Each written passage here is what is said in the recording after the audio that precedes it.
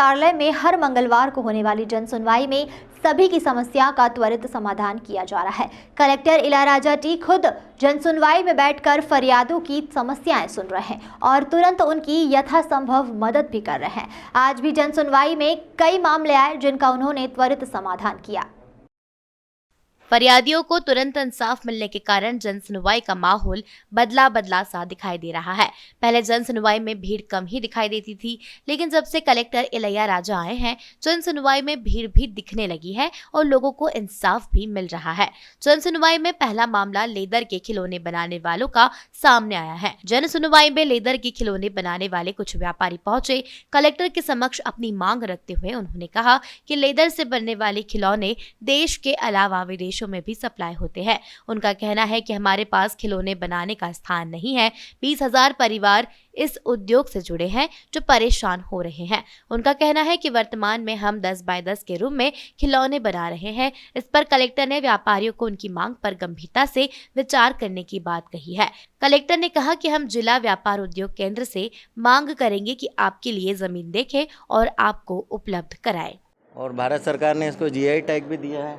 ये राष्ट्रपति award nominate हैं, ये स्टेट अवार्ड नॉमिनेट है। बाकी 10 बाय 10 के रूम में और कोई किराए के रूम में काम कर रहा है। क्लस्टर से ज़मीन नहीं मिल रही है, जिसमें केंद्र सरकार ने भी बोल रखा है क्लस्टर को ज़मीन देने के लिए और राज्य सरकार भी बोल रही है।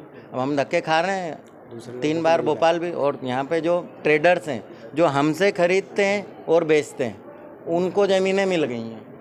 आप लोग वर्तमान में कहाँ बना रहे हैं और कितने लोग पूरी चौल है। मैंने बताया ना, करीबन 500 कारीगर हैं, उसके पीछे 15,000 लोगों का पूरा परिवार। सब SC वाले हैं, सब SC ST OBC वाले। रुस्तम का बगीचे में सब काम करते हैं। अभी आप लोग क्या चाहते हैं? कलेक्टर साहब से क्यों मिलने आए? कलेक्टर साहब से इसलिए मिलने आए हैं कि हमें भी जमीन आवंटित की जाए। हम भी, हमारा रहवासी क्षेत्र में एक तो चमड़े का काम है, और जब सरकार बोल रही है खिलौने को प्रोजेक्ट कर रही है, प्रधानमंत्री कर रहे हैं, तो हम तो जेन्युइन बनाने वाले, हमारे बाप दादा हमारा पुश्तैनी भी काम है, सब खत्म हो गए, पुश्तैनी काम कर रहे हैं। आप तो प्रेस में आपको जानते हैं कि लेदर टॉयज का करीबन 70-80 करोड़ रुपए का हर साल टर्नओवर जाता था। कहाँ सप्लाई होता है आपका? ये तो करीबन 45-40 कंट्रियों में जाता है जी, 45 से 40 कंट्रियों में जाता है।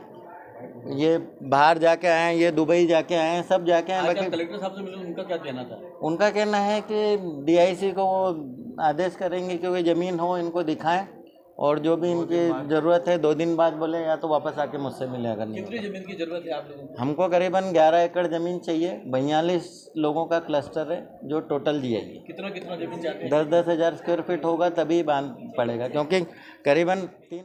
मैं इसको लेकर GMDC से बात करूंगा एंड जल्दी उनका ना क्लस्टर के लिए कोई लैंड अलॉटमेंट के लिए इशू है, तो लैंड को आइडेंटिफिकेशन के लेकर इशू है, तो उसको जल्दी रिजॉल्व कराते हैं। वहीं कलेक्टर जन सुनवाई में वार्ड 59 की पार्षद रूपाली अरुण पेंढारकर अपने वार्ड के 50 कार्यकर्ताओं के साथ पहुंची। कलेक्टर के सामने उपस्थित होकर उन्होंने हरसिद्धि मंदिर के सामने स्थित शराब दुकान को हटाने की मांग की। शिकायत के संबंध में जानकारी देते हुए रूपाली पेंढारकर ने बताया कि वार्ड के लोगों की आए दिन शिकायत आती है कि मंदिर के ठीक सामने शराब की दुकान है जहां लोग पीकर हंगामा करते हैं, इसलिए उसको यहां से हटानी चाहिए। उन्होंने कहा कि नए गाइडलाइन के अनुसार 100 मीटर के दायरे में शराब की दुकान नहीं होना चाहिए, उसे हटाई जानी चाहिए। शिकायत पर कलेक्टर इलैयाराजा ने कहा कि हम उक्त क्षेत्र की जांच करवाकर गाइडलाइन के हिसाब से ही दुकान आवंटित करवाएंगे।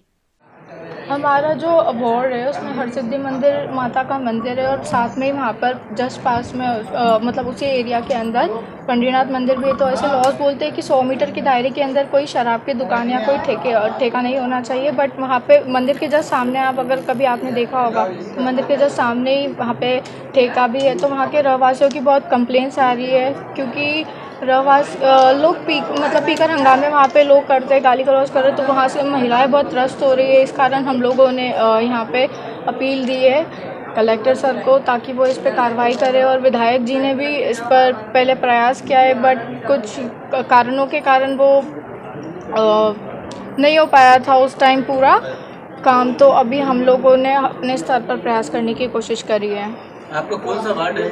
वार्ड 59 हरसिद्धि क्षेत्र। आप कहाँ चाहते हैं? आपसे मुलाकात में उन्होंने क्या कहा आपको? उन्होंने ये बोला कि वो इस पे अभी पूरा एग्जामिन करेंगे, फिर उसके बाद वो हमारी समस्या हल करने की कोशिश करेंगे। कितने लोग आज आए आप लोग को? 50 हमारे साथ 50 लोग आए। यहाँ की महिलाएं भी आई है वहाँ की, और जो रहवासी है जिनको प्रॉब्लम है, इवन वो जो ठेका है उसके 2-4 घर छोड़कर हम यहाँ भी ऐसा थोड़े दिनों पहले पता चला कि वहाँ पे अष्टभुजा मंदिर भी है। नहीं, ऐसा कुछ नहीं है कि सुनवाई नहीं हो रही है, सुनवाई बराबर हर टाइम हर जगह होती है, बट अभी हमारा ये थोड़ा पर्सनल काम जैसे हो गया क्योंकि महिलाएं हमारे पास आई है। बेचारी महिलाओं को हम परेशान नहीं देख सकते, और मेरे पास पर्सनली महिलाएं ऑफिस में भी आई है, और जब हम लोग जाते भी हैं वहाँ पे वार्ड विजिट के लिए तो बार बार यही परेशानी सामने आई है। तो हम लोग इसलिए इस बार पर्सनली खुद यहाँ पर आकर अपने स्तर पर प्रयास कर रहे हैं। आप कहाँ चाहते हैं कि कहाँ शिफ्ट हुई, कहाँ चली जाए? पहले ये नॉर्थ तोड़ा में आवंटित थी, बट ये हमारे वार्ड में आ गई गौतमपुरा के यहाँ पर, जो अभी ठेका लगा है इसका, तो हम वो वहाँ से हटाना चाहते हैं। अब उसके बाद वो कहीं पे भी जाए। कलेक्टर जन सुनवाई में दिव्यांग मकान की मांग को लेकर उपस्थित हुआ। शकरगंज निवासी रमेश सेन और उसकी पत्नी दोनों ही दिव्यांग हैं। दोनों के 2 पुत्र भी हैं। कलेक्टर इलैयाराजा के सामने गुहार लगाते हुए पीड़ित ने मांग की कि हमारे पास रहने के लिए घर नहीं है, हम दिव्यांग हैं और मालिश का काम करते हैं। जिला प्रशासन के द्वारा कनाड़िया क्षेत्र में उनको मकान दिलाया जा रहा था, किंतु वहां जाने के लिए तैयार नहीं थे क्योंकि उनका सारा काम छोटा बांगरदा एरोड्रम की तरफ है, इसलिए वह मकान की मांग बांगरदा के करीब ही कर रहे थे। इस पर कलेक्टर इलैयाराजा ने नगर निगम से बात करके दिव्यांग रमेश सेन की मकान की व्यवस्था की। हम शंकरगंज से। क्या नाम है आपका? रमेश सेन। सेन साहब क्यों आए थे आज कलेक्टर साहब से मिलने के लिए? सर, हमारा का है कि पति पत्नी हम हैं सूरदास और राम जी का भजन करते, मालिश का है काम, तो अपन सोच रहे मकान मिल जाए। हनुमान जी ने हमें 2 पुत्र दिए हैं, तो वे 2 ही पुत्र हम 2 ही अंधरों की जिंदगी काट हैं। हमें बड़े बांगरदा पे या गांधीनगर में या कहीं भी मिल जाए, कनारिया रोड पे सर हम भूखों भी मर जाए, किस्त भरे। यहाँ अपनी पहचान है तो हनुमान जी हमारी रक्षा कर रहे हैं। हमारी संकट मोचन ने चाही तो 8 लाख हनुमान ने सोची तो साल भर में हम पूरे फेंक आइजे के ले वे बनिया महाजनों की हम मालिश करत भी, तो हम अंधरों की रक्षा कर रहे। उन्हीं ने ब्याह करा, उन्हीं ने सब कुछ कर रहे। वे हमारी रक्षा कह रहे कि मकान पे ले लो, और जब मकान मिल जाएगा तो हनुमान पे से उतार हम 50-50 हज़ार सब तुम्हें दान कर भी दे हैं। वो ठीक है, उसका हम लोग रेड क्रॉस के माध्यम से मदद कर रहे हैं। उनके ना जॉब के हिसाब से उस पर्टिकुलर एरिया में ना उनके लिए मकान चाहिए। नगर ने उनको डायरेक्शन दिया है कि जल्दी ही है ना उसी पर्टिकुलर एरिया में ही है ना उनको मकान देने के डायरेक्शन। वहीं बिचौली हप्सी से 50 से अधिक परिवार के लोग कलेक्टर कार्यालय पर आकर RE2 रोड का विरोध करते हुए प्रदर्शन किया।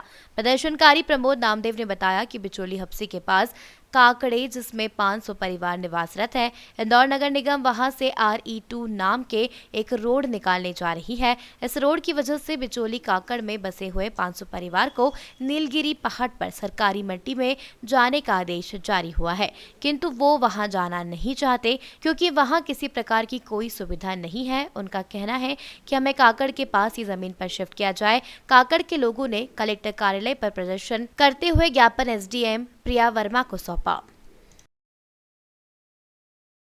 और विगत दिनों से नगर निगम डेली आके वहाँ के लोगों को डराया धमकाया जा रहा है।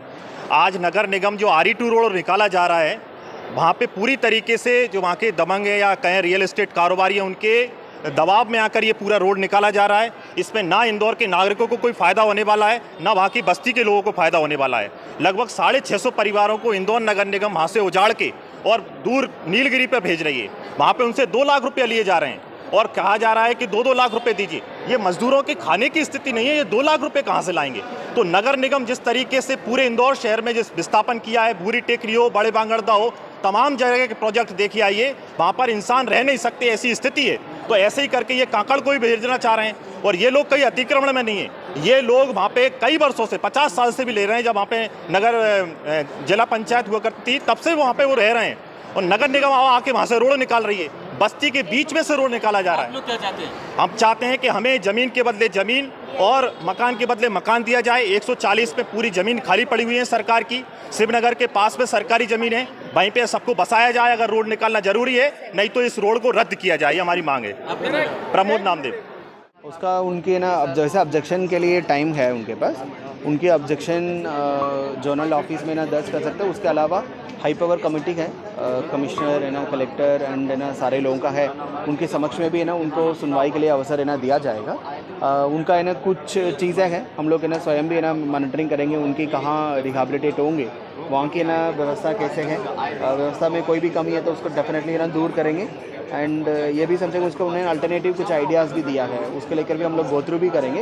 एंड सबसे बेस्ट ना उनको क्या हो सकता है, सहायता कैसे हो सकता है वो करेंगे। एसडीएम प्रिया वर्मा ने बताया RE2 को लेकर बिचौली हफ्सी काकड़ से कुछ लोग आए थे। RE2 में जा रही उनके मकानों को बचाने की गुहार लगा रहे हैं। साथ ही उन्हें जहां प्रशासन शिफ्ट करना चाहता है वो वहां जाना नहीं चाहते।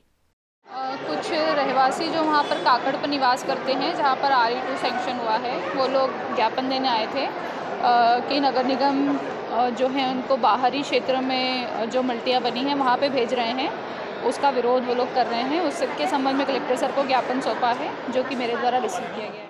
बहरहाल अब जन सुनवाई के सकारात्मक परिणाम सामने आने लगे हैं। इंदौर से द नेशन टाइम्स की रिपोर्ट।